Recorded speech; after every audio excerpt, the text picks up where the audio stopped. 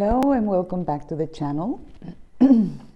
If you look up the word time in Google, YouTube, any platform on the internet, you're going to be inundated by pages of hundreds of opinions, conclusions, studies, theories about time. All of them very interesting, some of them extremely complicated from the scientific point of view, for example. But today we're going to talk about time from this humble corner of my heart, and mostly in relation to the activities that we carry on a daily basis. As I look back to my family, the 4 generations of us, starting with my grandparents, my parents, myself, and my children, there was one factor in common that has not changed and cannot be changed. And it is the fact that we live days with 24 hours only. We cannot stretch the time, reduce it. We cannot really bend the time for our purposes.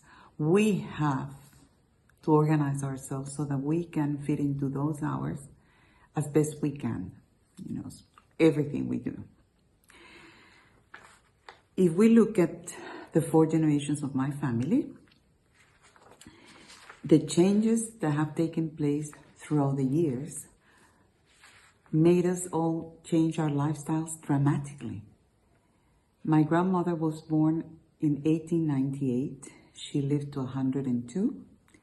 So she lived the whole 20th century dealing with changes like the advent of electricity, the telephone, telegraph, radio, television, cars, planes, fast trains, appliances in the house.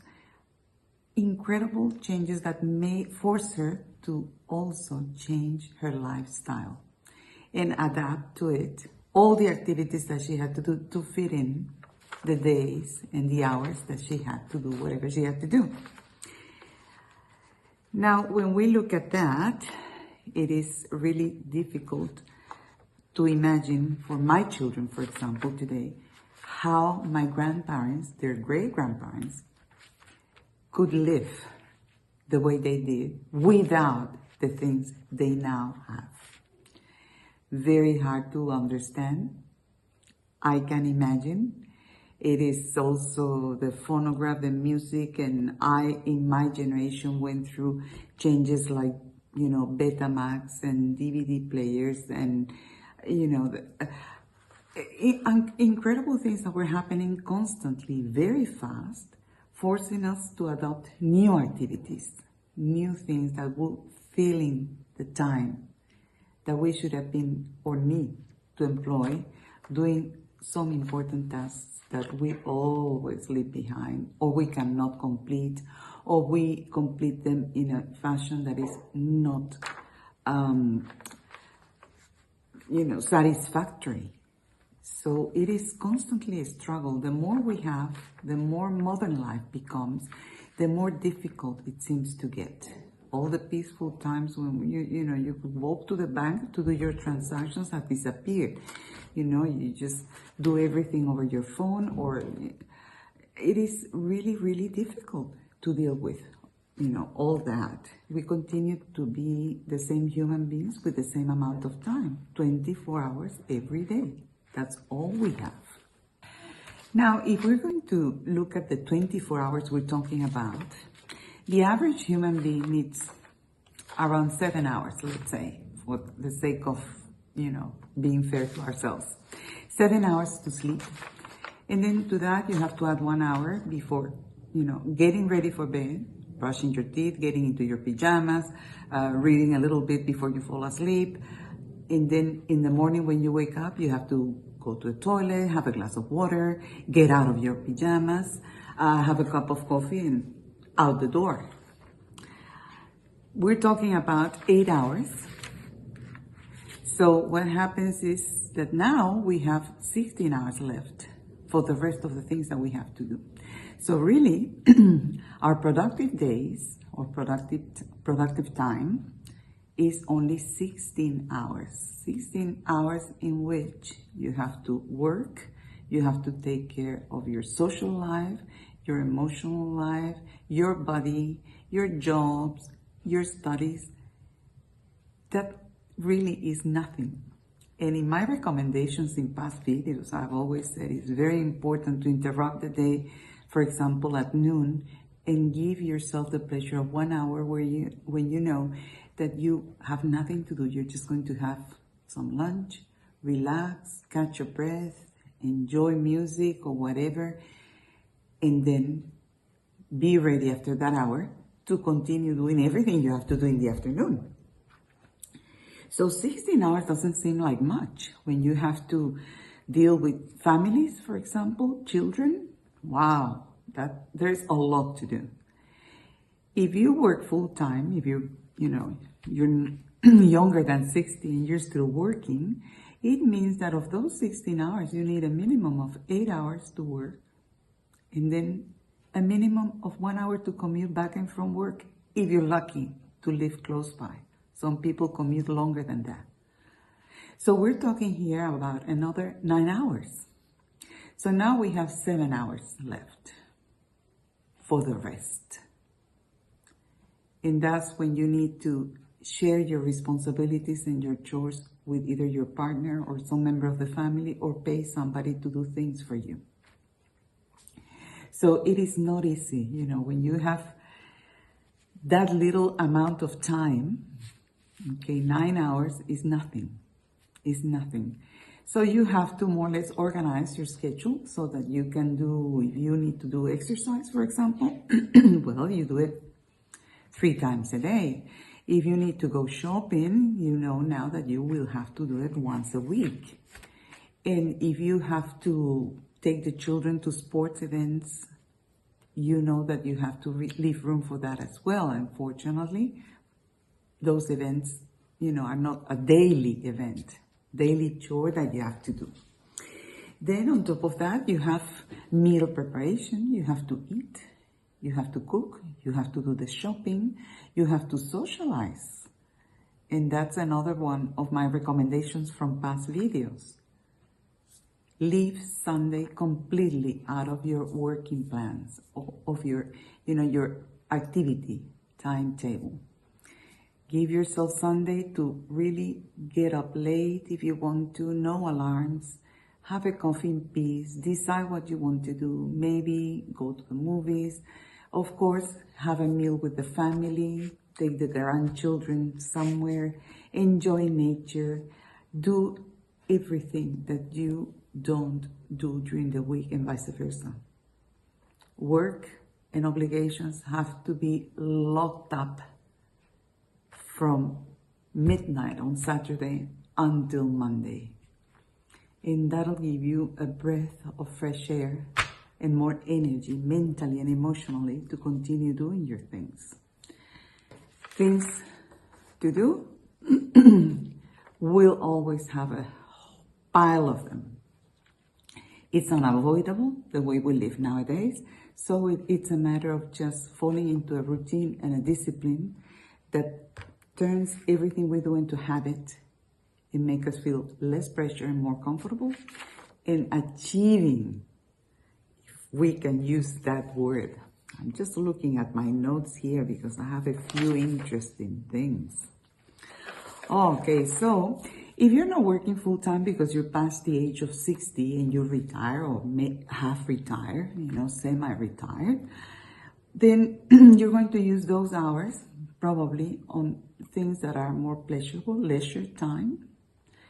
But then again, because we have that time, many of us, not all of us, but many of us, decide to use that time for things that we always wanted to do, a new hobby, a new career, improving our skills at this or that.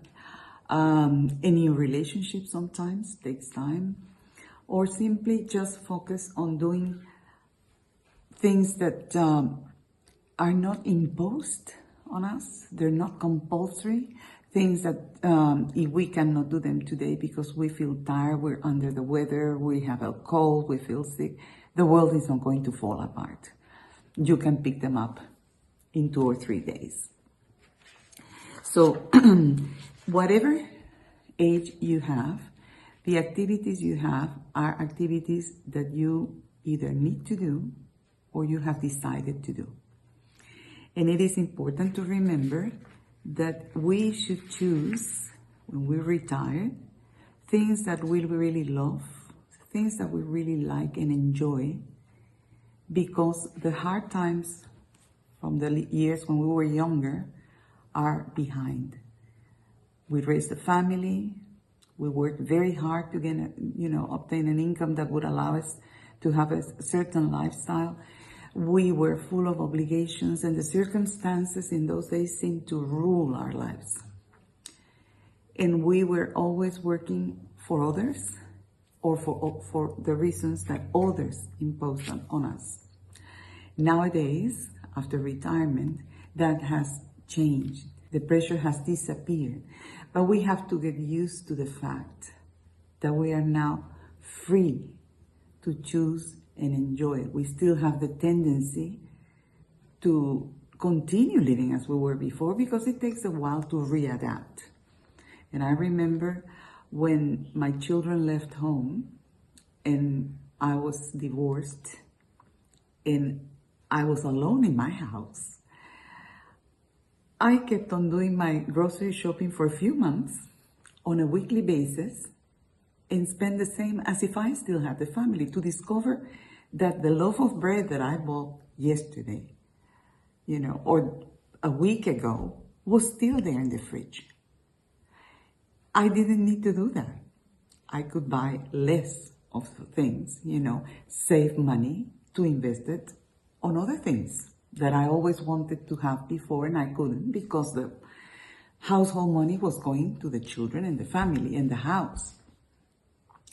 So, readaptation takes a while, and you have to be patient with yourself and understand that eventually you will fall into a different lifestyle and will become habituated to it, which is very good. It's very helpful. So today, I'm going to invite you to do a little bit of an exercise of relaxation, if you can. At the end of the day, once everybody's in bed, dinner is over, you have taken your shower, you're back into your pajamas, and you're ready to finish the day as such. First of all, spend 10 minutes with your diary in hand and prepare the list of things that you would like to do next day, tomorrow. Or the things that you have to do by obligation, you cannot avoid. If you have a doctor's appointment, if you have to pick up a child somewhere, if you have to go and visit somebody who's sick, if you have a dinner party you have been invited to, you name it. You have sometimes elderly parents and grandparents living with you or close by, so you have little obligations like that you can more or less fit in. So make your list of the things only for that day, always remembering your lunch break hour for you, and always remembering that at night, all you're going to do is organize the following day. And today, I'm inviting you to grab your cuppa, put your feet up, and just give yourself 15 minutes. Close your eyes if you can, breathe deeply, and ask yourself, what have I done in my 24-hour day today? Minus the sleeping time, how have I used these hours? What did I do today? What's the best thing I did? Did I finish something and I'm satisfied? Do I still have something pending that I know I will continue tomorrow or the day after or for 3 weeks because there's no rush? Did I achieve some of the things that I expected to do? Am I happy and satisfied that the way I'm handling my activities is really making me feel less pressure and more rewarded and not the other way around? And what changes can I make, if there are any necessary, the following day, not to fall into a pattern where I will be repeated with unsatisfactory moments and things that didn't turn out to be the way they were. What happened? Analyze what happened to make you stop, make you not be as efficient in complying with your timetable. and eliminate some things. You know, you'll be very surprised when you finish this exercise to discover how much you can do every day and how well you can do it, and that there is no rush. The world is not going to fall apart if you're patient with yourself. If you take your time to do certain things, there shouldn't be any rush. You should give yourself enough time to plan and to do things, you know, without any pressure, and continue doing it that way for as long as you live. And make sure that you are kind to yourself, because you're doing a lot. You have done even more in the past when you had to work and live for others, and now you're going to do something for yourself. You are given this gift of extra years of life, and if you're healthy and capable enough, the better. If you have, you know, health difficulties that do not allow you to do certain things anymore, well, take your time and do only those that you can really do and enjoy them. Don't insist and force yourself to do things that you just cannot do anymore. It's not the time, you don't have the body that you used to have, you may be living in a different place, so be kind to yourself. And in the meantime, I'll say goodbye for now. I will see you next week with another video where we will talk a little bit more about the old times and how they compare to today. I'll tell you a little bit about what my family's life used to be like. And oh boy, I don't know if I should be thankful for the old times or for the new times, because they all have their dramas. So good night for now. It's evening here, yes. And I'll see you soon. Wish you the best. Good luck with your time management. See you soon. Bye.